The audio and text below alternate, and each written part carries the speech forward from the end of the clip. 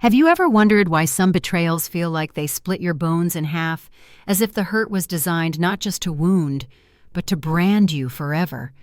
She didn't scream when she saw the black smoke curling out from the seam of white silk. She didn't rush to grab water or to smother the flames with her hands. She just stood there in the doorway, her shadow trembling on the wall, like it knew something she didn't. Her wedding dress was hanging from the curtain rod, its train pooling like spilled milk on the floor.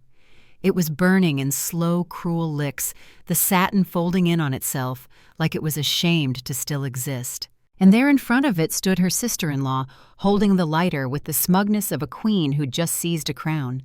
The woman had the nerve to smile slow, deliberate, like she was savoring the taste of destruction. "White never suited you," she said, and tossed the lighter onto the carpet. "You've probably told yourself that family feuds are exaggerated in stories, that people don't actually cross those invisible lines we all pretend to respect. But you'd be wrong, because in some houses, war doesn't start with screaming. It starts with something beautiful being set on fire." She had tried for months to be accepted, to be the good wife, the grateful daughter-in-law, the one who helped in the kitchen without being asked, who smiled through sharp remarks disguised as jokes. And maybe that was her first mistake, thinking you can earn a seat at a table where they never intended to make room for you. The sister-in-law, Mai, was a master of quiet sabotage, the forgotten wedding invitation to her own friends, the way she'd whisper in their mother's ear and look up feigning innocence while eyes darted toward the bride. She had a smile that could slice skin if you looked too closely. And yet this was different. This wasn't shade tossed over tea. This was violence dressed in silk and flame. The smell of burning lace coated the back of her throat. Something shifted inside her, not just anger, not even heartbreak, but a cold, clean recognition this woman was daring her to react. Because that's how people like Mai win. They provoke, you snap, they point, and suddenly you are the problem. So she didn't give her the satisfaction. She walked past, her slow and silent, grabbed her phone and opened the drawer where Mai had been keeping her passport and visa papers for the upcoming study abroad trip. You think it's petty, don't you? You think revenge makes you small. But let me ask you, what would you do if someone spit in your open palm after you'd offered peace? She stepped outside, the air cold against her cheeks, the fire from the bedroom still flickering in her peripheral vision. And there, in the middle of the garden, she struck a match. The flame wavered for a moment, as if deciding whether it was ready for what came next. The paper curled instantly, edges crumbling, Mai's name dissolving into black ash. She didn't rush it, no. She held each page in until the letters were gone, until the edges turned into nothing but falling dust.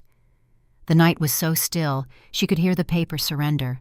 She didn't need to shout. She didn't need to explain. She walked back inside her dress, ruined her hair smelling faintly of smoke, and found Mai standing where she'd left her, only now that smirk had faltered, replaced by something tighter. Fear, maybe, or realization. "You burned my dress," she said, her voice calm enough to slice through the air. "I burned your future." In families like this, power isn't about who yells the loudest. It's about who can destroy something without blinking. And for the first time since she'd married into this house, she wasn't the one on her knees cleaning up the mess. She was the mess. And she felt powerful. Maybe you'd say it was cruel, that two wrongs don't make a right. But tell me, how many times have you swallowed your rage only to realize later that silence didn't make you noble?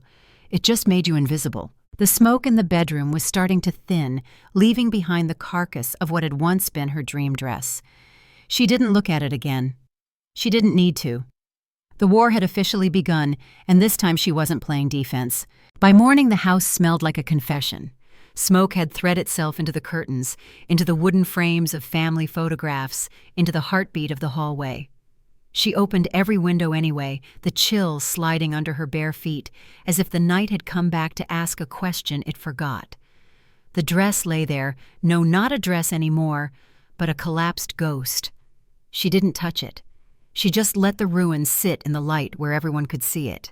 Some wreckage deserves an audience. Mai's door clicked open at 9, as if punctuality were a virtue that could absolve her. She emerged in a robe, hair glossy face, carefully bare like innocence. You can wash off and reapply. The mother-in-law followed a woman who wore soft cardigans like armor and weaponized tea. And then the husband, An, arrived from the couch downstairs. Eyes puffy, shoulders sloped, the mediator who never bleeds because he never picks a side. "What happened?" he asked, though his gaze landed on the charred silk and then slid guiltily toward his sister's steady hands. "You know that look, don't you? The flinch of a man who wants peace more than he wants truth. The type who thinks fairness means splitting your pain in half so the table stays quiet." She didn't say a word at first. She let the silence suck air out of the room until it got dizzy. Then she turned to Mai. "Tell them." Mai tilted her head, lashes downcast like a saint in a painting. "I woke up to smoke," she murmured. "I tried to warn her about the candles last night. Maybe one fell." It was almost elegant, the lie. She didn't accuse. She hinted. She didn't stab. She placed the blade on the table and waited for someone else to pick it up.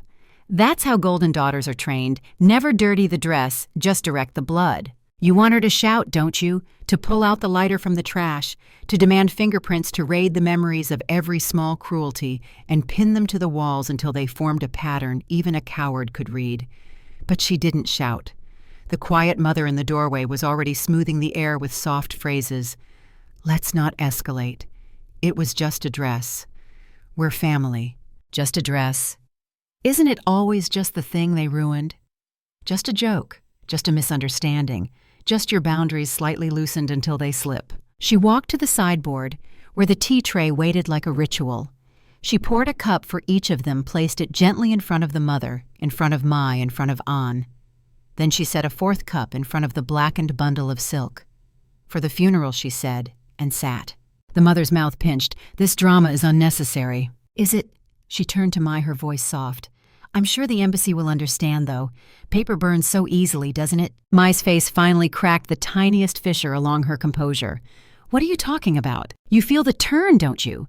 The way a room shifts when the prey realizes the hunter has teeth. You rarely get to witness it. Savor it." "I took your passport and visa last night," she said, steady. "I burned them in the garden. I thought we were exchanging gifts." Anne's chair scraped. "You did what he sounded like a boy who'd discovered gravity too late." Mai stood, the steam from her untouched tea fogging the air between them. "She's lying." The mother intervened, the diplomat of denial. "No one is accusing anyone. We don't even know if the dress—" "It didn't light itself," she said. Her tone wasn't sharp. It was scalpel clean. "And your daughter didn't need to speak. I saw her. She watched it burn like it was a movie." "Enough!"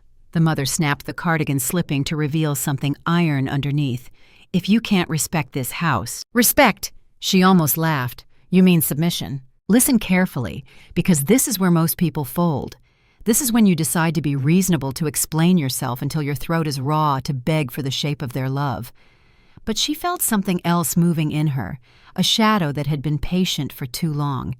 She wasn't here to be the shadow wife anymore, the one who makes herself smaller so the family room can fit everyone else's ego. Mai lunged first.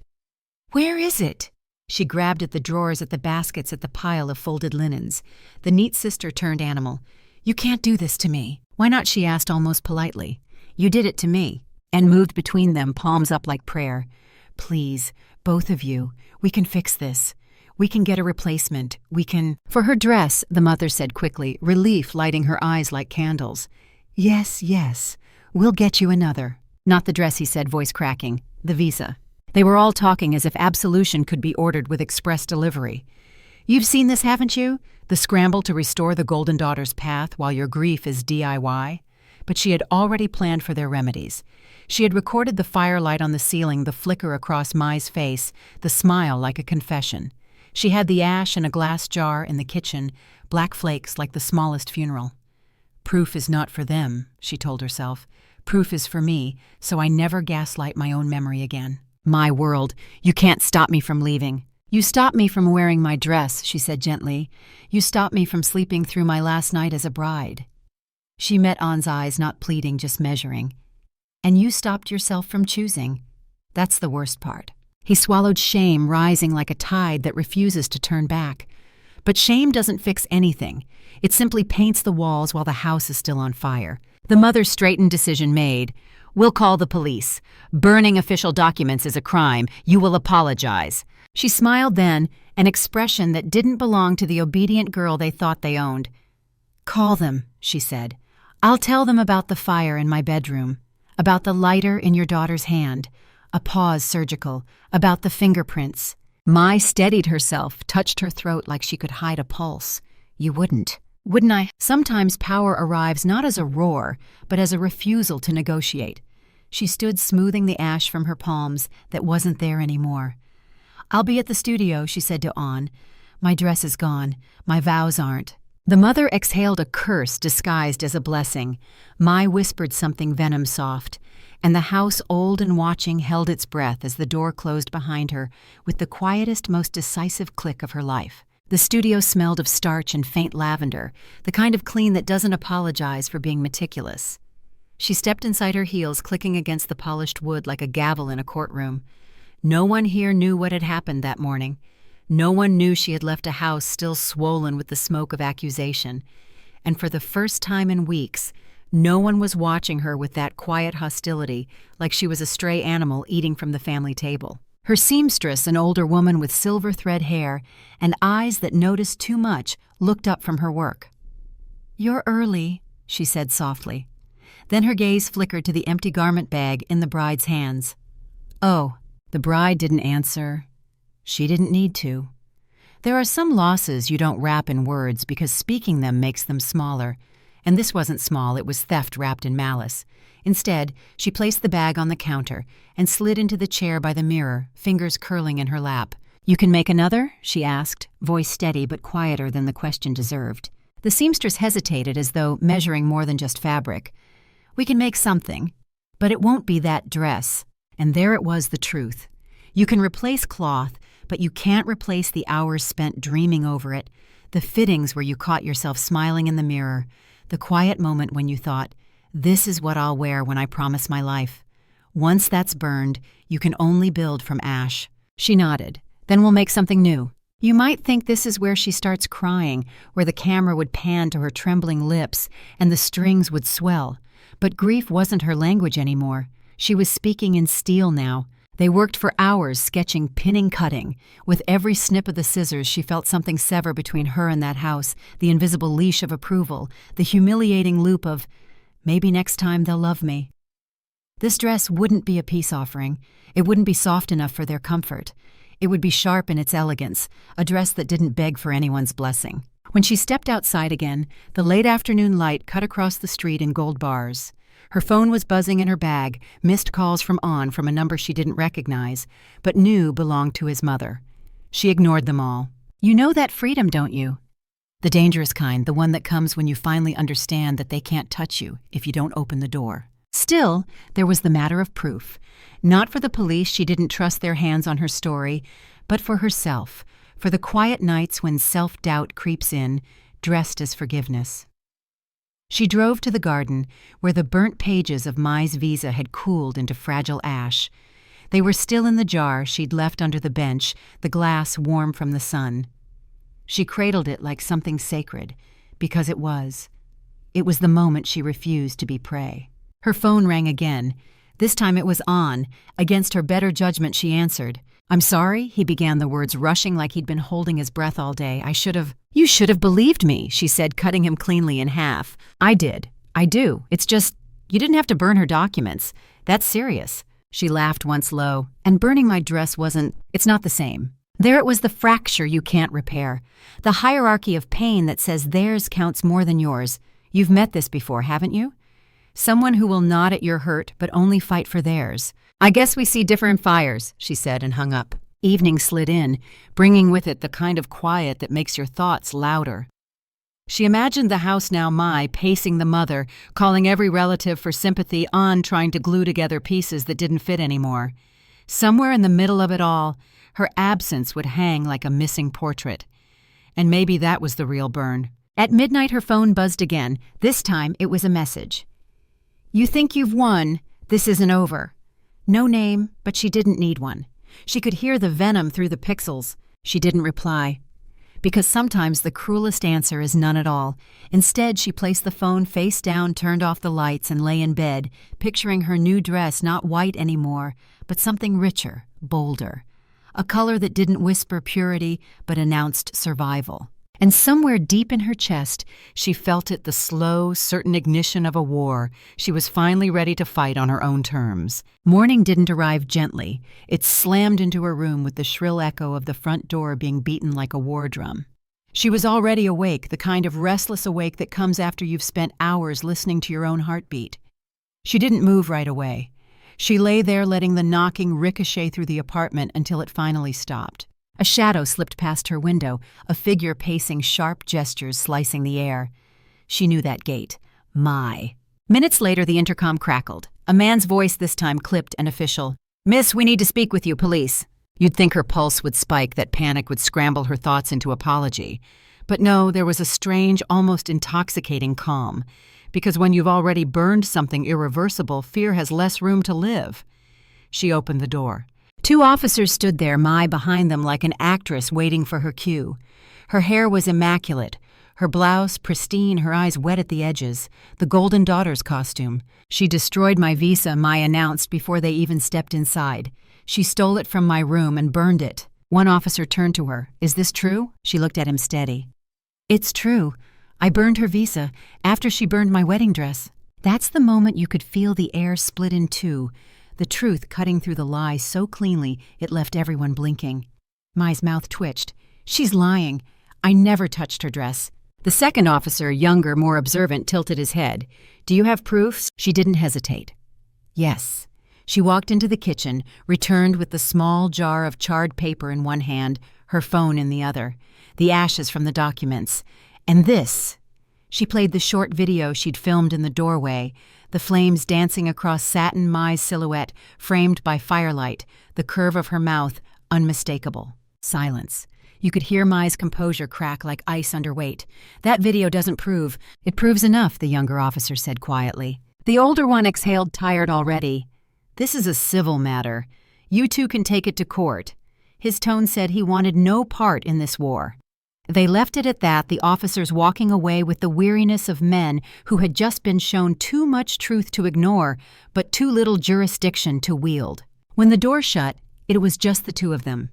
Mai stood in the entryway, clutching her bag like it was the only thing tethering her to control. "You think you're clever," she spat. "I don't think," she said softly. "I know." Mai's eyes narrowed. "You've made an enemy you can't handle. Here's the thing about enemies. They're often mirrors. And when you've been afraid of your own reflection long enough, meeting theirs isn't so terrifying. You already were my enemy," she replied. "The difference now is that I'm not pretending otherwise." Mai's lips parted as if she had one more dagger to throw, but she didn't. She turned and left her heels hitting the hallway tile like gavel strikes. The apartment went still again. But it wasn't the stillness of peace. It was the pause before the next move. She walked to the window, watching Mai disappear into the street, and thought about the patterns women inherit without consent. The quiet mother archetype, the golden daughter, the shadow wife rolls passed down like cursed jewelry. She had been cast without audition, told her lines before she knew the language. Not anymore. That evening she went back to the studio. The new dress was taking shape, a deep molten red that pooled around her like fire contained. The seamstress looked up from her work, eyes scanning the set of her shoulders, the steadiness in her hands. "This is different," she murmured. "It has to be," she replied, "because this time this dress wasn't for approval. It was armor. It was a declaration stitched into every seam. I will not kneel for a place at your table. I will build my own." And as the needle hummed through the fabric, she realized the war with Mai was no longer about the dress or the visa. It was about who would be remembered as the woman who broke first. She intended to make sure it wasn't her. The wedding day arrived like a storm that had been circling for weeks, heavy electric and impossible to ignore. The city's sky was a hard, unblinking blue, the kind that dares you to misstep because it will remember everything. She stood before the mirror in the studio's private fitting room. The molten red dress poured over her like it had been born from her skin. It clung and flowed in the same breath, the silk catching light as though it had its own pulse. The seamstress fussed over the hem, but her eyes kept flicking to the bride's face, the set jaw, the gaze that didn't wander. "You're sure?" the seamstress asked quietly. "It's not traditional." "It's mine," she said, and that was the end of it. At the venue, whispers began, before she even reached the gates. The guest list was swollen with relatives. some genuine well-wishers, others summoned purely to witness the spectacle. The mother-in-law held court by the entrance, a cardigan carefully chosen to appear softer than she felt. Mai was there too, in a dress the shade of smugness, leaning against a cousin, as if the weight of her grievance were too much to carry alone. You know that walk you take when you've decided not to flinch, that slow, steady gait that says, "I'm not here to be measured against your approval." She took that walk down the path toward the ceremony. The dress didn't float. It claimed space, the red slicing through the garden's pastel decor like a warning flare. Gasps rose. Some covered their mouths. Others leaned closer, hungry for the story behind the color. The mother-in-law's smile faltered for a blink, then returned brittle. An stood at the altar, his eyes widening not with disapproval, but with something more complicated. A recognition, maybe, that this wasn't the bride he thought he could manage. This was someone uncontainable. When she reached him, he whispered, "You look." "Don't," she said, not unkindly, "just listen." The officiant began, voice lilting over the rustle of the trees. She kept her eyes locked on An, the red dress anchoring her in place. And when it came time for vows, she didn't pull out the words they'd rehearsed together weeks ago. Instead, she spoke from the fire that had been smoldering since the night her dress turned to ash. "I promise honesty," she said. "Even when it's inconvenient, I promise not to burn what can be mended and not to mend what was meant to burn. I promise to stand beside you, not behind you, and I expect the same in return." A murmur rippled through the crowd. Mai's face tightened. The mother-in-law's grip on her clutch went white-knuckled. Anne swallowed, glancing briefly toward his family before answering. "I promise to try," he said. And maybe that was all he could give an attempt. The ceremony ended without the usual swell of applause. Instead, there was a kind of charged quiet, like everyone had just watched something shift but didn't have the vocabulary for it. She didn't care. At the reception, Mai approached her smile too wide. "Bold choice," she said, eyes flicking to the dress. "Not exactly a bridal look." "It's not exactly a family I'm marrying into either," she replied smoothly, lifting her glass. Mai leaned in, voice low. "This isn't over." She met her gaze without blinking. "No, it's not. But you don't get to write the ending." You could almost hear the thread snap between them in that moment, the one that had bound them in the ugly intimacy of mutual disdain. Mai stepped back, her expression unreadable, and for the first time she looked smaller. Later that night, when the guests had thinned and the music softened, she stepped outside alone. The garden smelled of roses and something sweeter liberation. Inside, the red dress still caught candlelight like embers that refused to die. She realized then that this wasn't the dress she'd wear for just one day. This was the skin she'd step into whenever she needed to remember that no one, not Mai, not the mother, not even An, held the key to her worth. And as the night wind curled around her, she thought of the ashes still in the jar back home and smiled. Because sometimes survival isn't about saving what you lost, it's about making something so unshakable they can never burn it again. The morning after the wedding was unnervingly quiet. No calls, no messages, no knocks on the door. It was the kind of silence that felt staged, as if the whole world had agreed to hold its breath until someone made the next move. She made coffee, the red dress draped over the back of a chair, like an accomplice still catching its breath after the crime. She wasn't naive. Silence in this family wasn't peace, it was strategy, and she was right. By midday, An walked in, his expression carved from something heavier than exhaustion. He didn't take off his shoes, didn't ask if she was busy, just stood there like a man trying to choose between two fires. They're saying he began that the dress, that yesterday, was a public insult. She sipped her coffee. To who? To my mother. To Mai. To everyone, really. Funny, she said, setting her cup down. I thought it was a wedding. My wedding. You know this moment, the one where someone you love tries to translate your defiance into something palatable for the people who hate it. The well-meaning diplomat who thinks love means being a bridge, forgetting that bridges get walked on from both sides. She's family, he said, and there it was again, the plea wrapped in obligation, the hierarchy that never shifts no matter what they do to you. She's your family, she corrected. Mine don't set fire to my life and then ask for a toast. His jaw tightened. You're making this harder than it has to be. And maybe that was the root of it. They always wanted her easy to forgive, easy to overlook, easy to blame. The quiet wife who smoothed the water after someone else threw the stone. But she wasn't water anymore. She was the stone. "I'm not here to make it easy," she said. He stared at her for a long time, as if searching for the woman he married, and realizing she was still here, just no longer willing to disappear for him. He left without another word. That evening she went to the garden where she'd burned the visa. The air was cool, the grass still marked by faint black scars. She took out the jar, holding it up to the fading light. Inside, the ashes shimmered with a strange kind of beauty, as if destruction had its own way of remembering what it once was. It hit her. Then this was never about the dress or the visa. Those were just the battlefields. The war was over, ownership of her voice, her choices, her place in this family. They had wanted her small enough to fit into their narrative, and she had refused. The next day, she boxed the jar in thick wrapping paper, wrote a note in clean, deliberate handwriting, and mailed it to Mai's address. The note read, "For your memory, so you never confuse me for the quiet wife again." You'd expect anger to follow. Maybe a call in the middle of the night, maybe another confrontation at the door. But what came instead was absence. No more knocks, no more intercom calls. Mai had gone silent, not the calculated silence of strategy, but the kind that comes when someone realizes their weapon no longer works. Weeks passed. She and An orbited each other in the apartment like distant planets. No explosions, just cold space. She stopped waiting for him to understand. He stopped trying to convince her to bend. Sometimes that's the truest kind of ending, not a bang, but the slow settling of dust after you've stopped fighting to be heard. One evening, as she prepared dinner alone, her phone buzzed with a message from an unknown number. "Leaving next week. Different program, new documents. Don't bother sending a gift." She smiled, not out of triumph, but something quieter, finality. When the day came, she watched from her window as Mai loaded a suitcase into the back of a taxi. No waves, no last words. Just departure, and that was enough. She didn't chase closure anymore. She didn't need their apology. The ashes were gone, the dress was gone, but she was still here unburned where it mattered. The woman who knows her worth doesn't beg, she watches. Then she rises.